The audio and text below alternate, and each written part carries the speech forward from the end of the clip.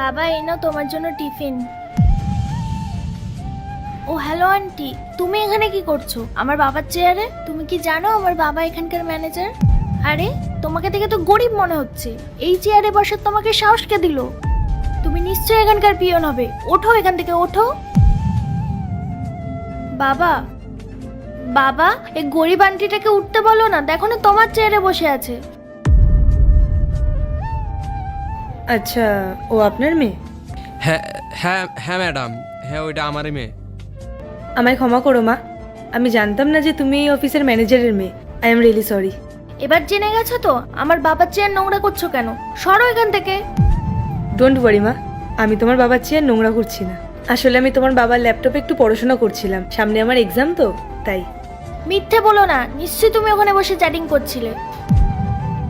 বাবা তুমি না এমন মানুষদেরকে কাজে রাখবে না। আচ্ছা ঠিক আছে, আমি এখান থেকে চলে যাচ্ছি। I am really sorry. আচ্ছা, আপনাকে একটা কোয়েশ্চেন করতে পারি? আপনার মেয়ে এই অফিসে কি করছে? সোনা, কি করছো তুমি এখানে? আমি তোমায় কেন বলবো, আমি আমার বাবাকে বলবো। বাবা তুমি জানো আজকে আমার বন্ধুরা আসবে অফিসে, তাই জন্যই আমি এসেছি। তুমি এক কাজ করো, ওই পিয়ন আন্টিকে দিয়ে আমার পার্টির সব অ্যারেঞ্জমেন্ট করিয়ে দাও। ও পিয়ন আন্টি, যাও আমার বন্ধুর জন্য খাবার দাবার নিয়ে এসো। মা শোনো, বড়দের সাথে এইভাবে কথা বলতে নেই। আচ্ছা তুমি আমাকে একটা কথা বলো, আজকে তো তোমার বন্ধুরা আসবে তো পার্টির জন্য, আন্টি কিভাবে জানবে তোমার বন্ধুরা কি খেতে পছন্দ করে? আমি তোমার বাবা তো, আমি সব জানি, আমি নিয়ে আসছি।